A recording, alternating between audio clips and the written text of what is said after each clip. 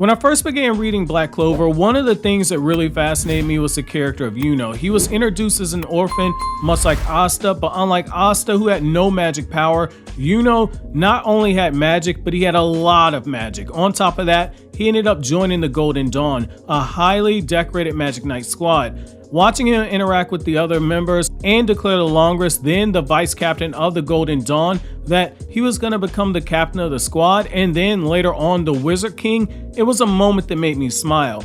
I remember thinking, so what, he grew up as an orphan on the outskirts. This kid could one day become a serious contender for the Wizard King. Part of the journey was seemingly watching this peasant become a rival candidate for the next Wizard King, or at least that's what I hoped. And then the plot twist happened. Yuno was revealed to be not only royalty, but also the prince of the Spade Kingdom. All the powerful displays of power that Yuno showcased that took away everybody's breath, where royals of the Clover Kingdom and even the king of the Clover Kingdom were left in awe at his magic control and his magic power. Everything up to that point now made sense, but even still, I couldn't stop viewing him as Yuno, the peasant boy who climbed up from the distant corner of the Hodge village. Despite his background, that will always be Yuno's story. His backstory only made me want to root for his character all the more. It was impossible for me to hate the guy whose family was slaughtered by the Dark Triad.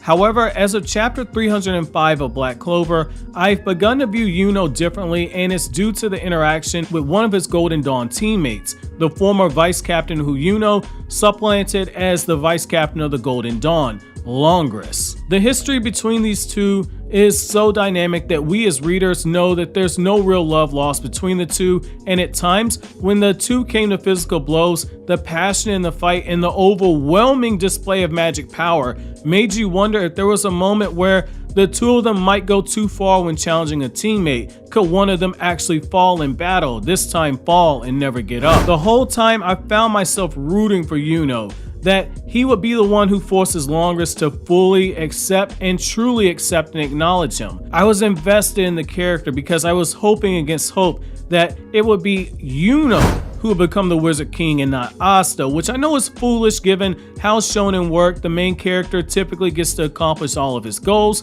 but nonetheless, I couldn't stop myself from rooting for Yuno nonetheless. Now, it's during this current arc of the manga, the Spade arc, that we see all the winding roads that were traveled prior to this, leading up to this very moment. Yuno was finally truly being acknowledged by Langris. While fighting in his home kingdom, the Spade Kingdom, and Yuno was having to rely on Langris to buy him time, needed to strike down their devil-possessed enemy. The reason why this is so huge is that we've seen some chinks in the armor of Langris, where he's willing to help Yuno, and even during this current fight, he's fighting alongside Yuno, and at times, he's even following Yuno's lead, which is very huge for this character. Acknowledgement from somebody this powerful, this decorated, and from the bloodline that Langris comes from goes a long way for Yuno if he is to one day become the Wizard King, or even return to the Spade Kingdom as its king. It is important for Yuno to do the very thing that he's doing right now, which is to force those around him to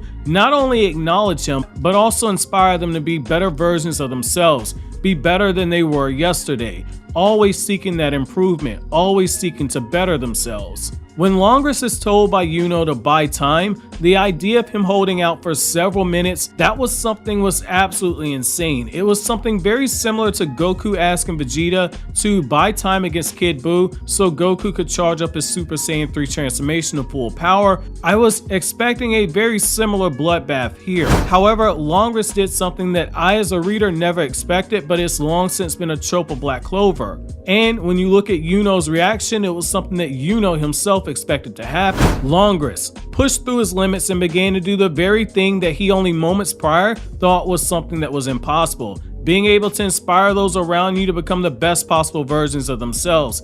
That is the mark of a true leader. Getting people to do things that they themselves did not want to do in the past, or in this case, do something that they didn't think was possible themselves. A good leader is able to inspire people to do that by making them follow his words, and most importantly, buy into the vision that he is selling to them. Yuno, without even realizing it, was being watched by Langris, and Yuno, without even realizing this, was also the person inspiring Langris to be a better version of himself.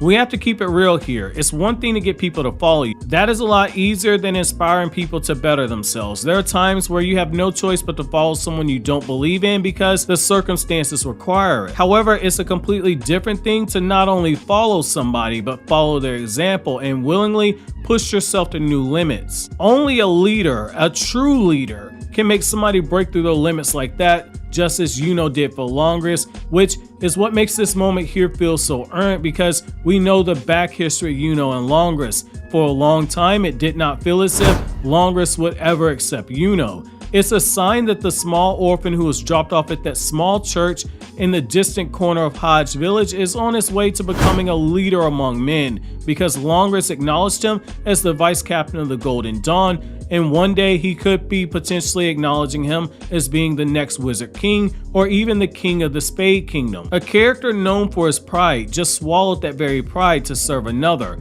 and that is a sign of respect and acknowledgement for Yuno, something that Yuno wanted from the very beginning when he joined the Golden Dawn.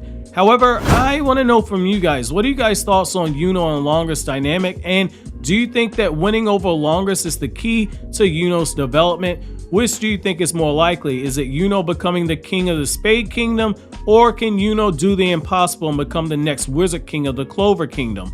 Let me know down in the comment section below. But as always, guys, if you like anything I had to say, don't forget to comment, rate, subscribe, and share. Thank you so much for watching to the end of the video, guys. Have an awesome day.